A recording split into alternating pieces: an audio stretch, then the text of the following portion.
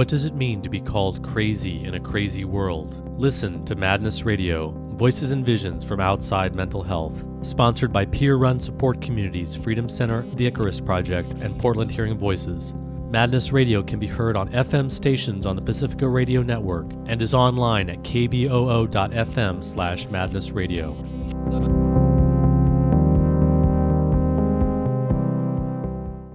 Welcome to Madness Radio. This is your host, Will Hall. Today, my guest is David Bedrick. David is a process work therapist. He's a teacher and writer and also a family law lawyer. He writes a column for the Huffington Post and for Psychology Today, and he's the author of Talking Back to Dr. Phil, Alternatives to Mainstream Psychology. So welcome to Madness Radio, David Bedrick. Thanks, Will. It's a pleasure to be here with you.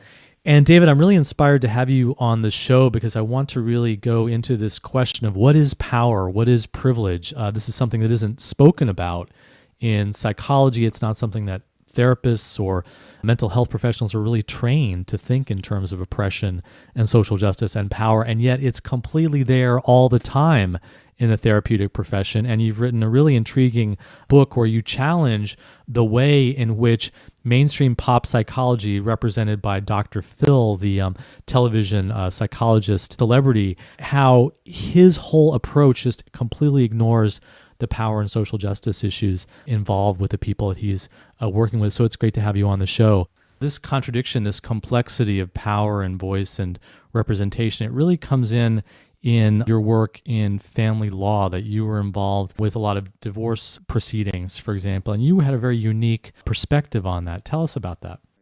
In Portland, Oregon, and some other cities have this, but not many, the judges are empowered to appoint an attorney to represent the child. Now, some people know the term guardian ad litem, like if a kid gets arrested. This is very different. This says, if, let's imagine that people have enough funds, which is another issue because many people don't have funds and don't have lawyers at all. But let's imagine that there's two parents, both parents have attorneys.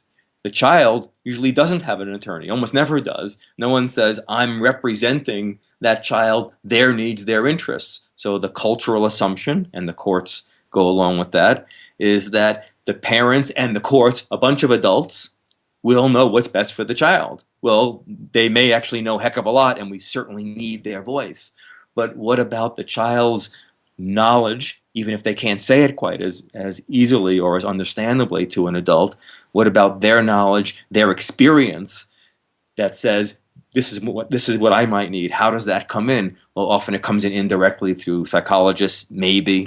But my job was to represent them themselves, so I could go into court and examine and cross-examine people. If the parents didn't have the interest of the child at heart, and those were the cases that I got involved in, they were always the worst of the worst, then I could try to bring in that point of view, or challenge a parent's point of view, or challenge a counselor's point of view with what I knew about a child. So I'm thinking about one case where there was a parent who thought he knows best what would be good for his children, and it would be best for them to move and spend more time with him. And the children were older, they were in their early teens, and most of their life was involved in their school and their friends and their clubs afterwards.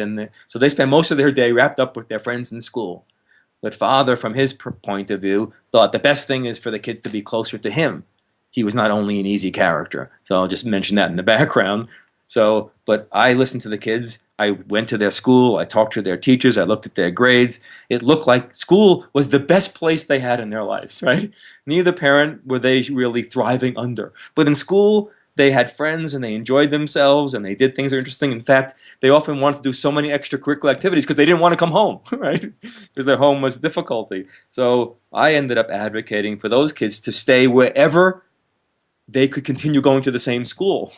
That was their position. The father didn't like that idea, didn't think that was very good, and I ended up having him on the stand in court and questioning him about his level of trust for his kid's judgment in front of a judge, such that the judge can see that this parent had their own interest, not the child's interest, at heart.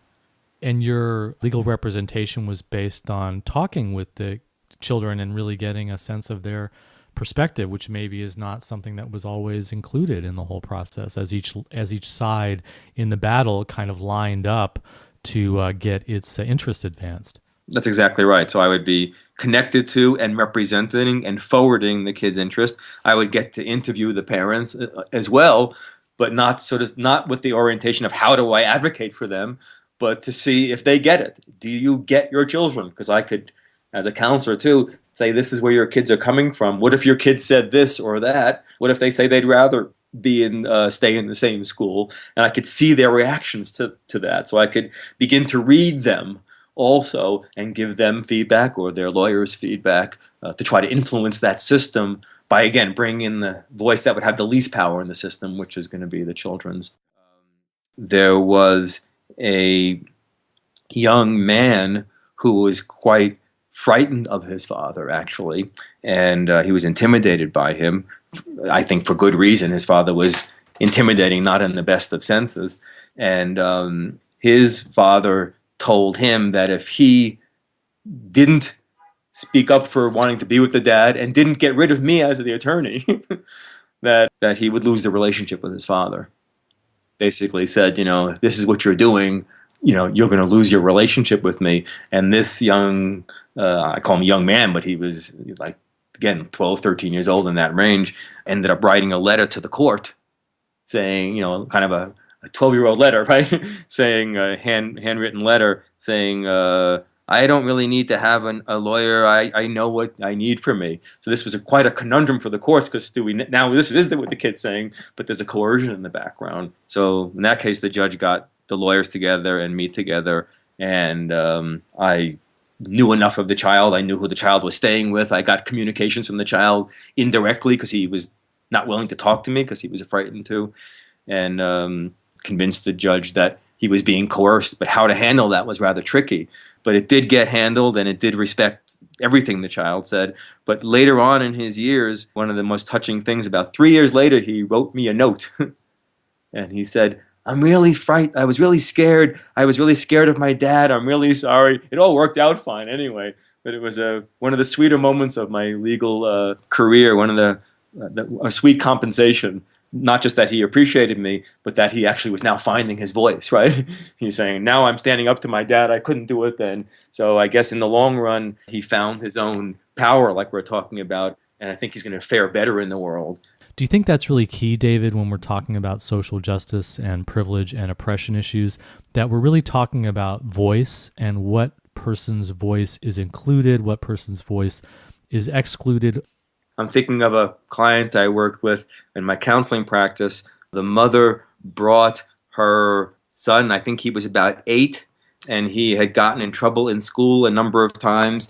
And on the public transportation association or something, he had spit at a bus driver, and then he cursed out another bus driver. And he had other situations in schools where he acted inappropriately in certain situations.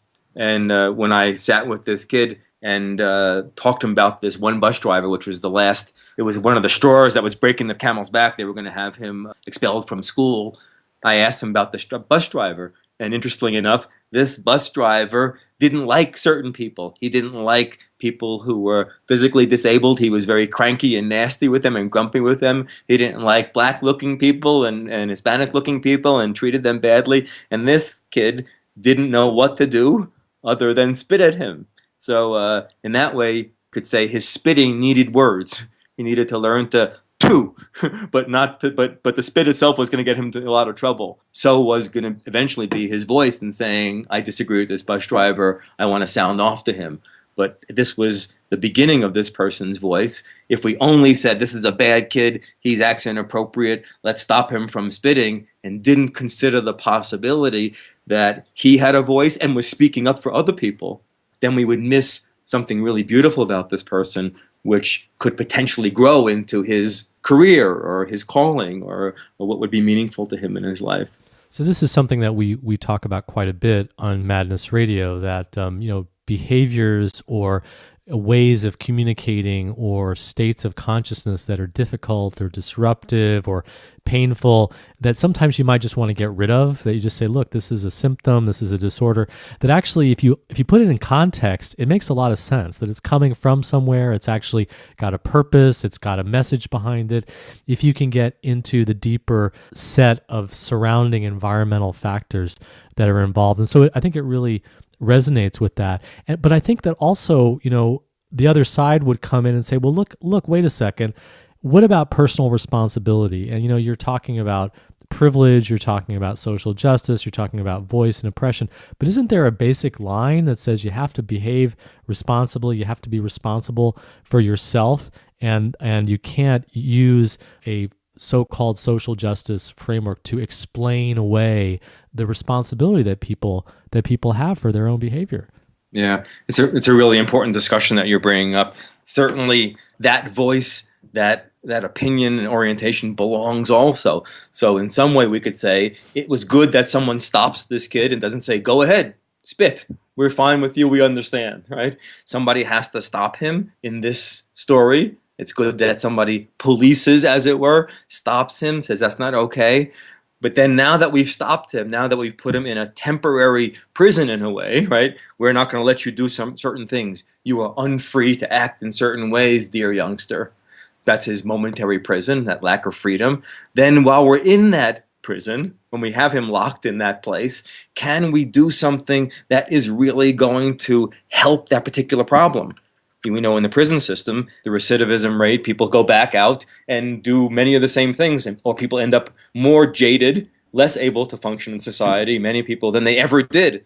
So the hope that this system that stops the person, which we need, but the hope that system is now going to rehabilitate a person or transform them, highly unlikely. So we need both. Something should stop the person, take away certain freedoms, in this case spitting, but then while we have taken away their freedoms, hopefully we can delve into things and find a solution that might be more sustainable, right, than what we're going to find by just saying we're going to keep you in prison. Otherwise, we have a prison system basically inside and out and in families. I remember when I was teaching a critical thinking class, we were talking about homosexuality, and we were having a debate about that. And some people who had a certain viewpoint said, "Oh, that's not a good thing.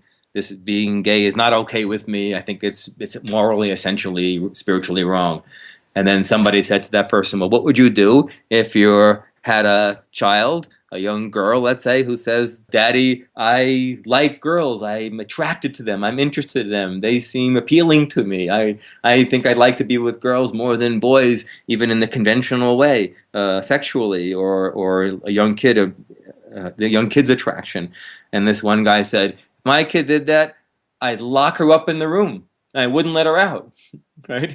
So if you get the sense that he thinks something should be stopped, that's worthy discussion. But then the method he's going to use to resolve that problem is going to create a relationship between him and this imaginary daughter that's going to be a rather lousy one, right? So now when that kid does go out, what's going to happen? Who knows? That kid's going to either be very confined and break out, or that kid's going to do things that are going to look a lot less responsible. Maybe that kid will get into sexual relationships that are very dangerous, because when people hold back too much, one thing we know as counselors, you and I will, if people bottle something up inside too much, when it does come out, it doesn't usually come out in some gentle, reasonable, rational, thought-out way. It just comes out, right? Or if they're a young person just discovering their sexuality and starting to become active and involved with other people, they may lose out on the guidance that their parents could give them and helping them navigate that very, very complicated process, because now they can't talk about their relationships because basically dad has said, "No, you're locked away. I'm not going to let you be having same-sex interests. It's not something." And so the person is really on their own. So it actually ends up making the situation a lot worse. And I think that's really intriguing, David, because I think that sometimes, with an emphasis on meaning and understanding context and really getting a sense of where something is coming from, I think that a lot of the Mad Pride movement, or people who are interested in a different view and a different way of working with psychosis, can get accused of, well, you're really just indulging people, you're really just romanticizing this, you're really just sort of saying that it's not a problem, that people just need to get over it and accept the fact that someone is doing things that are very, very self-destructive or very, very problematic, or causing all kinds of problems for the people that they're living with. And what you're saying is actually the emphasis should be on bringing the voices in and creating a relationship between them, and not just pushing away, locking away, putting it in that prison, but not also just rebelling. That actually you need a relationship between all the different voices that are involved in the situation. That's well said. I'm thinking, Will, as you're talking about women and body image and diet, where I've written some chapters and on that and done some research, and you get these dynamics very clearly there. A lot of times a person, usually a woman person, is going to look in the mirror and then her eyes will see something very unpleasant. In fact, about 97+% of the women have that experience, so it's not a rare experience. And their eyes will see something and will have thoughts, and those thoughts will be, if I said them on the air, people they're gross. People will think they're unattractive. No one's going to ever love you, look at you. You should wear these kind of clothes. You should be hidden. You're ugly. You're disgusting. You're undisciplined. You're fat, and worse. The things are in people's heads around body image and other things, but in this case are so horrendous. So then what happens? So that person puts themselves in a prison. It's called, I'm not allowed to do certain things, and I'm not allowed to eat certain things. I'm going to be on certain diet programs. That's my prison. I'll drink water, eat salads. I'm not going to eat hamburgers and ice cream or whatever, right? So people put themselves in these little prisons. Sounds good, and I'm going to exercise. What could be wrong with taking a person who is heavier than some norm? What could be more logical than saying, why don't you eat different foods and exercise more? What's wrong with it? Well, now we should think more deeply about that and add a number of things. One is, many people think that who don't need to lose weight. About 80% of fourth grade girls, about 10 years old, 80% of girls are looking at themselves, dieting to lose weight, thinking they're fat. About 30% are overweight. That means most of them are just hating their bodies by 10 years old. That doesn't sound so good. So that orientation is now filtered in to young girls who are already ashamed and hating themselves. There are more people, especially women, who die of eating disorders than die of obesity. Interesting. So we're telling people, put yourself in this exercise diet prison, but many people are being hurt more than the problem. Yes, that's actually literally true if you look at the research. So I can go on with more things, but then you have that as your basic problem. But let me say one more fascinating thing. This is a very consistent finding in my own research. Let's go back to that story. This woman looks in the mirror and she goes, "Oh my gosh, look at you," right? And has a whole series of accusations and disgust and self-hatred, and she yells at herself. And that part that yells at her, "Look at you, you're this, you're disgusting, you're fat, you're ugly. I'm sending you to Joe Eat Less diet program," right? And there's zillions of them, right? It's a $60 billion industry. There's tons of options, right? "I'm sending you to that program, you nasty, ugly creature," right? Sends it to that program. Now imagine that this woman has something in her, like most of us, who doesn't like being called fat, ugly, disgusting, unworthy of everything. Let's imagine even that's a part of the person that's even self-loving. If that person feels better about themselves, they might not only lose weight, they might say to this other part that's saying you're ugly, you're fat and disgusting, "Screw you.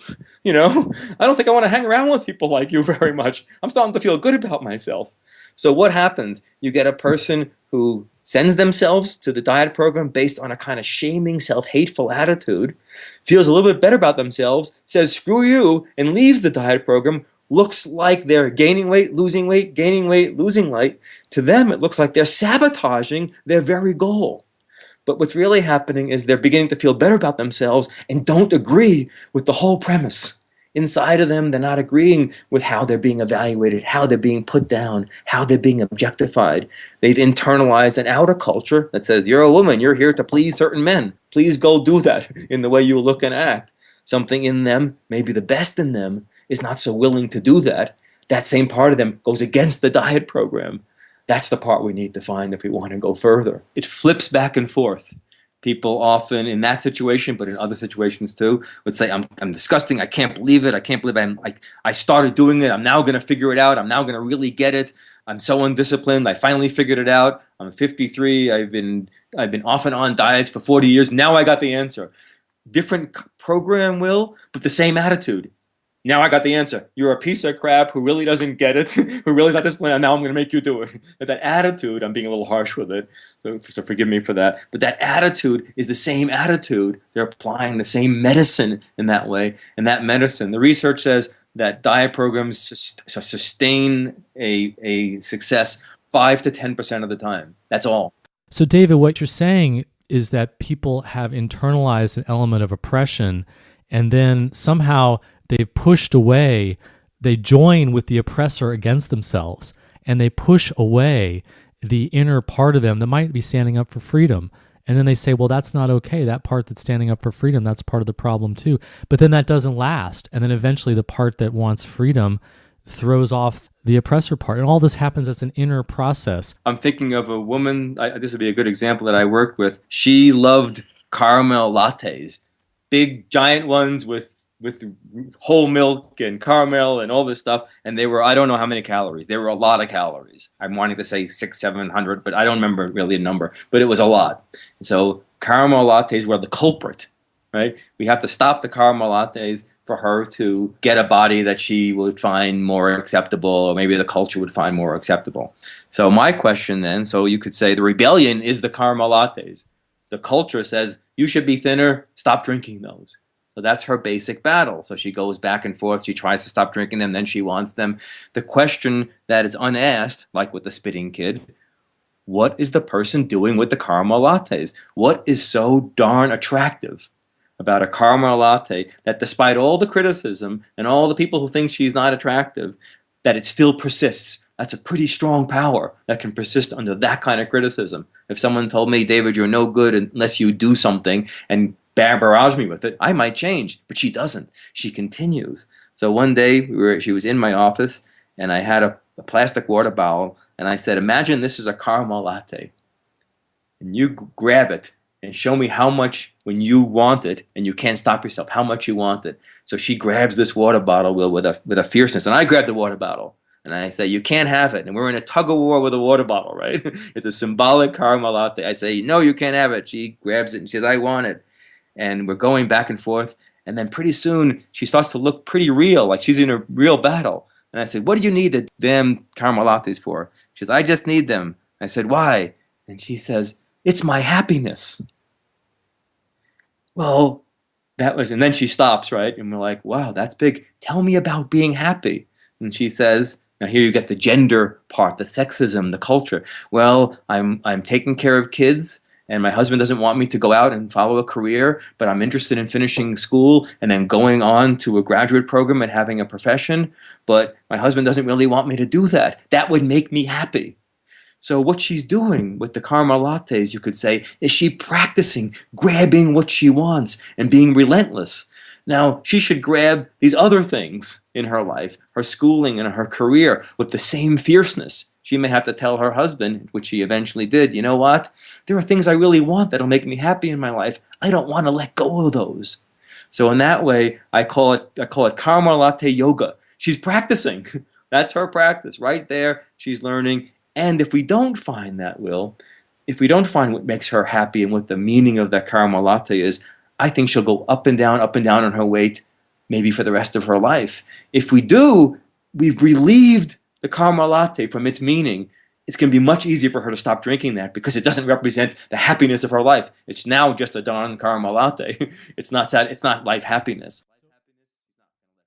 So again, like coming back to the example of the spitting, it's not about indulging cravings or indulging addictive behavior. We still maybe want to say no to that or stop that eventually, or have that be part of it. That's a good impulse in a sense. But if we do it without understanding where that is coming from and realizing that that's an expression of a rebellion or expression of an unheard voice, or an expression, in this woman's example, an expression of her need for happiness against the limitations that the society and her relationship, her family are putting on her against her happiness. If we don't understand it, we're just creating a very unsustainable situation where we're just trying to put something psychologically in prison that's not going to stay.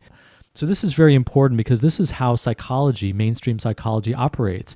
You identify the defect and you get rid of it. It's like you see the disease, you see the illness, you see the blemish, you see the unvirtuous, the dirty part or the problematic part or the unwise part, and then you figure out ways to control it, quarantine it, and eradicate it. And this paradigm we see so much around mental health issues, around experiences that get called psychosis, but actually it's much broader than that. And your book, Talking Back to Dr. Phil, Alternatives to Mainstream Psychology, that's what you're tracing. You're tracing the same dynamic that repeats itself over and over and over again. Instead of seeing things as symptoms to be gotten rid of, a craving for a caramel latte, spitting, a psychotic experience, for example, instead of seeing those as things to be gotten rid of, which is what mainstream psychology does, there's a different way, which is to see them as an expression of voice that hasn't been understood or listened to. That's a great thing. I'm thinking of a number of examples, but I'm thinking of a story that came from a Dr. Phil show. There was an African-American woman and her son, and I'm not remembering his age, but he may have been 7, 8-ish, in that range. And he was the problem that they identified that Dr. Phil was going to help with, was that he was spending a lot of time on sports and doing well at that, but not much time on what's called academics, math, English, and those kind of things. So the question was, what do we do about this youngster who is not doing very well in school, but is putting a lot of time in sports? If you're just tuning in, this is Madness Radio, and we're speaking with David Bedrick. He's a process work therapist and family law lawyer, and he's the author of Talking Back to Dr. Phil, Alternatives to Mainstream Psychology, and we're talking about the psychology of power and social justice.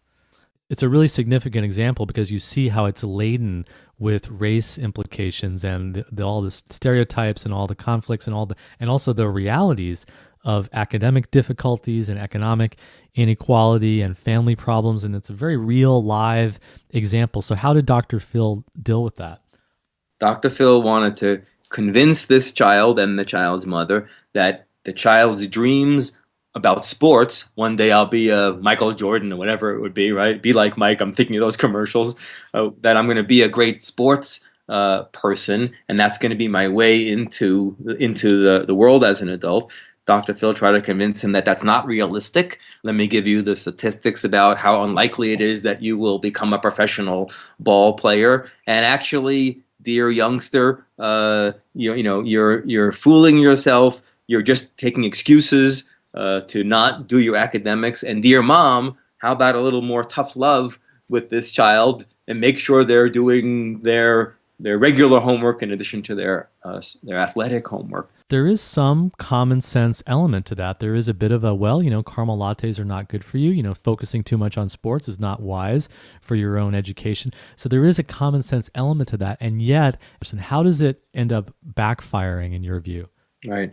I mean, in that case, there's a very simplistic or mainstream view of what this child is doing. For instance, if you thought more about why, as you're implying, an African-American male boy in school would be interested in sports, he would think this is not only about being physical, that there's a whole history alone of sports being a way of succeeding, not just succeeding financially, but succeeding getting respect, in resisting oppression and being a hero to people, in being disciplined, in being intelligent. So this child is not only finding a way of avoiding his academic interests, he knows that there's a route that society has given some room for, and some African Americans have taken that route. The Dr. Phil approach tends to think, well, that's just avoiding all the hard stuff, the discipline, the intelligence, the respect you want in life. It's basically a sophisticated way of him saying, look, you're lazy. That's basically the message there. And in a way, in a real way, this kid wasn't lazy. He was working hard, and it wasn't just to be a physical person the way the Dr. Phil might think. There was a study done, and I want to say it was at Stanford, and I could be wrong. And in this study, they have people watching videos of basketball players. And then they watch the videos, and then they talk to them about the different players. In one of the videos, they show a team and a white ball player who is able to do very well in the game. And then the next one, they show a video where there's a black player who does similarly well, they set it up. So it's very similar. And then they have people watch that. And when the people watch the black player, they say, people are likely to say, more likely to say, a stereotype. Well, the kid obviously has some physical gifts, but he's black, so he has some physical gifts. With the white player, they're more likely to talk about how intelligent the white player's basketball was, the thought, his basketball IQ. They're talking about all these other kind of factors. So where Dr. Phil is not seeing intelligence in this kid, this is the very place where he's thinking, this is where I've gotten to do it. This is where I've seen people do it. Not to mention, Will, the fact that the school systems around academics are really difficult for inner city kids. There's more likely to be bars on the windows. There's more likely to be teachers who have left those systems to go into the suburban areas once they get good. There's less money put into those schools. By second or third grade, many of those kids are already written off as never being able to graduate high school. So it's not only that parent, let's focus on that parent, that woman. It's not only, let's not only look at her and say, look at you, you should be doing better with your kid. She's in a much bigger climb than, for instance, I was in as a child, living in an area that had relatively good schools, no bars on the windows. I was likely to make it. So the lack of appreciation for that is also huge. You communicate not just to that child and mother, but to a whole audience. That show then, which goes out to millions of people, says, this is all about some kid who's spending too much time with his sports and is not responsible enough, and a mother who's not being tougher on her kid. And now nobody in the culture takes some responsibility for the deplorable conditions in the school systems, how unlikely it is for that kid to get through school, how unlikely they are to earn a proportional amount of money to another particular person, etc. So we all get to be blind to all the dilemma that's wrapped around this scene. We don't witness that. We only witness this unseen. Let me ask you this, David. How would you respond to that family? How would you respond to African-American clients or Latino clients that are grappling with this dilemma of fighting these forces that are racial and power-based forces, but that come across and meet them in very difficult ways to grasp, because they do seem to be these very simple kinds of common sense sort of challenges that people see not as a racial issue? How do you engage with them in that way? I mean, if I were with that mother and her child, first of all, I would have had a context in my mind. But the first thing I would have done with that child, I would say, you're spending a lot of time with sports. Tell me about sports. Because there's probably all kinds of wonderful qualities: discipline, intelligence, pride, going for respect, wanting to be a success in life. There's probably all kinds of wonderful qualities that I don't want to throw out in this kid by saying that whole thing is bad. I may not notice that I'm actually throwing out exactly the kind of qualities, capacities, motivations that I actually need. If this child has got intelligence in there, passion in there, dreams about where they can go in their life through sports, I don't want to drop that too quickly. That brings us back to the example of the caramel latte. Look, there's a whole story of happiness in that caramel latte, or the example of the kid that's spitting. Look, there's a whole story of discrimination and being mistreated by an oppressive bus driver in that story that would be missed if we just see this as something we have to get rid of and not talk about. That's right. And then we need to, and then as you are doing so well and we're doing together, is some kind of education of the public, so that if I could have my show, I guess, and done that, I would have want to use that as an opportunity to not reinforce those kind of racial prejudices and biases and blindnesses to the audience, but educate people about that. For instance, that mother, what kind of predicament she really is in, what kind of schools this kid is in, so that we have also a heart or a compassion for that predicament, and not only the judgment that we're likely to walk away with. Well, how do we avoid the pitfall of being politically correct and just sort of taking a high ground of denouncing racism and, using an individual's story as kind of like a flag to be against a system, especially as people with white skin privilege, as you and I are? I mean, basically most people who have the privilege of whiteness in this culture just don't even talk about this kind of issue, and if you do talk about it, you're going to get into arguments, there's going to be hurt feelings, it's going to be complicated, it's going to be messy. It's much easier to just kind of avoid it. But what do you think are the responsibilities that people with privilege have in order to really grapple with these things? And also, especially people who are involved in the mental health system, maybe working as therapists or working as peers or wanting to just help each other. What kinds of responsibilities do we have to engage our own privilege? And how do we do it in a way that's just not a simplistic kind of politically correct framework that ends up making us just feel guilty or just kind of hammering each other in a back and forth tug of war that doesn't feel like it goes anywhere? It's a great question. I don't think I have an answer, but I have ideas and things that I've seen that are helpful. And one thing I've seen helpful is when people look at their own personal or ethnic or cultural story and get to know something about what that condition is like, what it's like to be smaller or less powerful, whether that's as a child or as a woman or as a Jewish person or as a whatever it is that you can grab a hold of, or just your own experiences, what it's like to feel not understood, to feel put down in some way, to feel like people don't get it, and what the cost is, what the pain is inside, and the anger and all the different emotions around that. When people are in touch with that for themselves, they tend to be more likely to get it when they see it happening in another person. Can you give us an example of how that might work out? Because I think that's a really important thing that you're saying about, look, all of us need to get in touch with the ways that we've felt oppressed, that we've felt put down and stepped on, times in our lives when we didn't have a voice. That's a very interesting way of challenging us to get us to not necessarily see ourselves as the bad guy, but see ourselves as somebody who's been on the receiving end. What's an example of how that would play out for people? Here's something I know from my counseling practices. This wouldn't be the right direction for everybody, but if a person has been hurt as a child, then here's what I know from helping that person. Let's say there's a person who as a child got hurt by one parent. Let's say that's a father. Let's say it was a physical hurt, a physical assault, an abuse, we'd call it, right? If I talk to that person about that, and they're open to saying something about that, and I ask this question, Will, who was there? Who wasn't there? Who dismissed what happened to you? Did the school not notice? Did the mother not notice? Did nobody know? And what happens to that person? That person is likely to walk around thinking, well, something was wrong with me. Something screwed up about me. That paradigm, being hurt and having somebody who doesn't get it, people can get that story, and that's a similar story that they can lay on to other things. For instance, there's an African American person. That person is having a hard time in school. How are we not seeing the context of that particular difficulty? How are we the witnesses who are now not seeing that a person has been injured and not really witnessing back something difficult?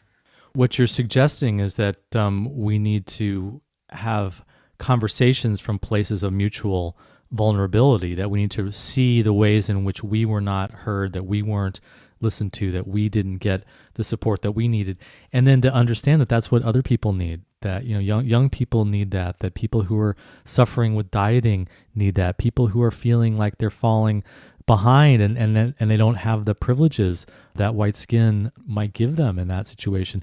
People need a sense of a witnessing and a listening to and a being with their vulnerabilities around that pain. And I think that this is one of the things that really gets us stuck in the race dialogue or the racism question in the United States, is that everybody can find a way in their own history, in their own path, even the most privileged person.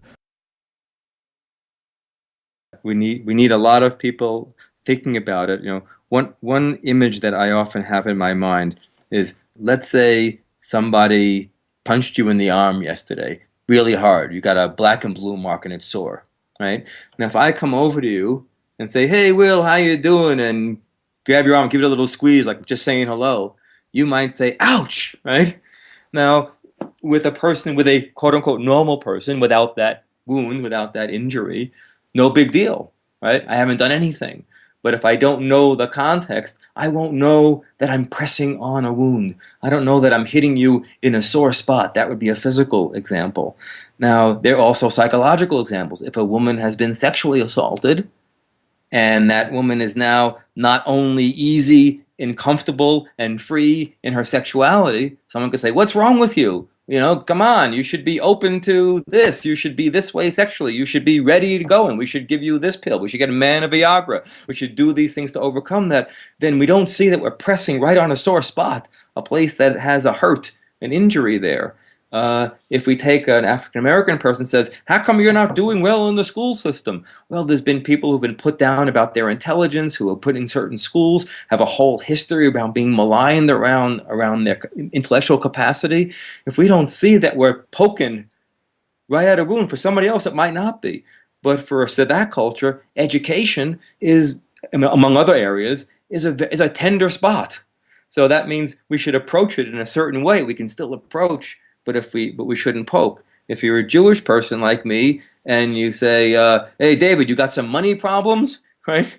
It would be good for you to know that there's been some injury around how Jews are looked on around money and being greedy, and stereotypes that have had a history, and people hurt and people killed around certain prejudices. So if you poke me there, you might want to know that somebody's already hit me with that fist. You're not just talking about money. You're poking a spot now, and if I act not only at ease with that, or not reasonable in your mind, that you may want to consider the possibility that there's a background story and that there's a black and blue mark there. So if you poke me, it's probably going to have a little bit more of a reaction. I'm going to get more hurt, or say ouch harder, or yell at you more, or something is not going to look too good for you. This is the point at which the dialogue breaks down, because I think that a mainstream response, or kind of like a popular culture response, or maybe a Dr. Phil response, might be something like, wow, well, this is the victim status. This is basically you saying that we need to coddle you, we need to be really sensitive to you. And really, you know what? I want the freedom to just come up and slap you on the back. I want to just be able to be free and say, look, you got some money problems. What happens to freedom in this? Why is it that we're suddenly walking on eggshells? I think that would be the devil's advocate position. I think that's what happens in the culture when this kind of point of view around privilege and oppression and social justice is presented. People feel like, wow, that's the victim status. That's the victim language.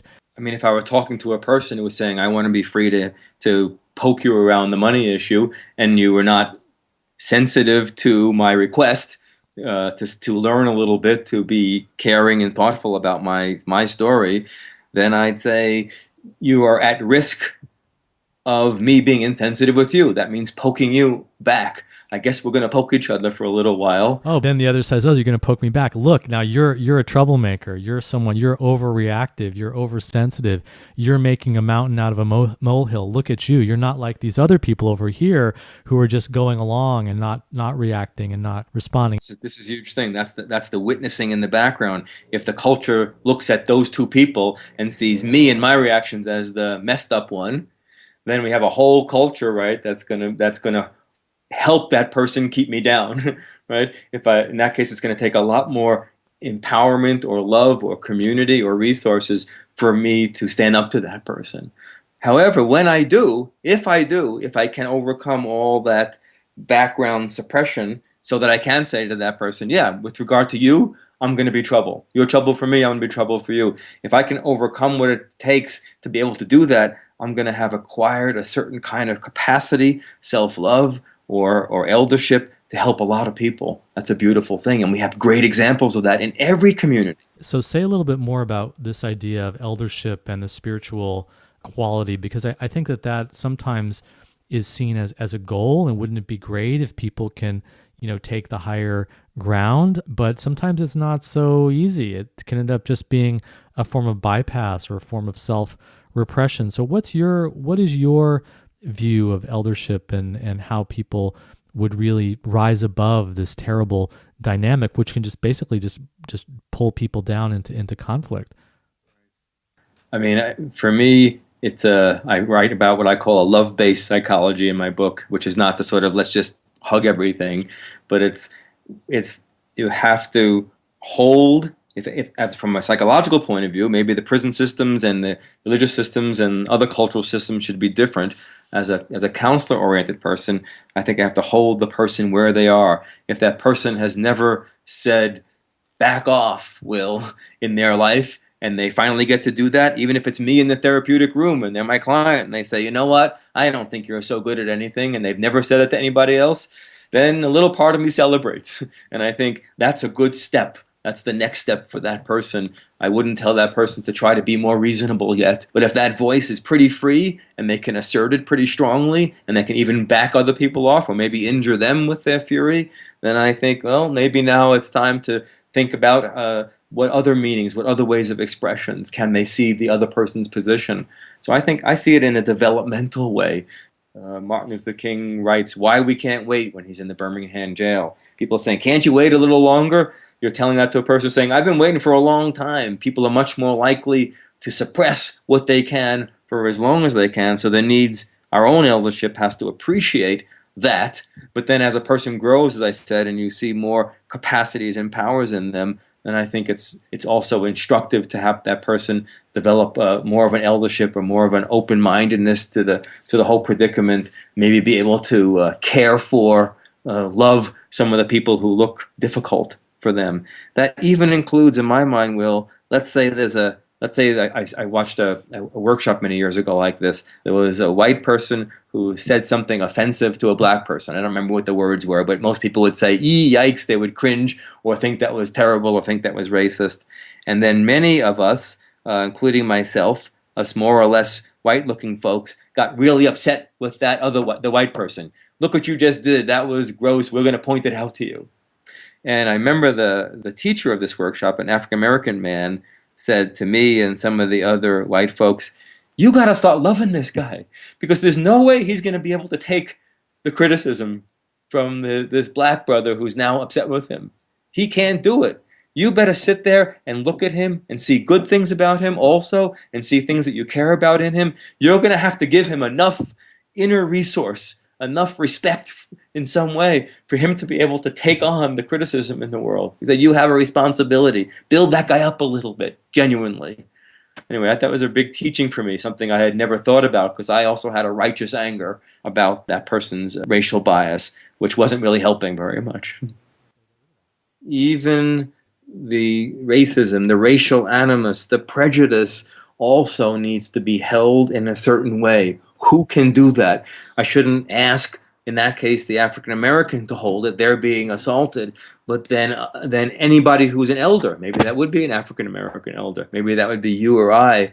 It would be good then to hold that person, take a look at that, unpack that. Let's take a look at that animus, that bias you have. Maybe you have a power in you. Maybe you feel inferior in some way. Maybe there's something that you're needing also that I could understand rather than put down, that's going to help you and maybe the entire problem.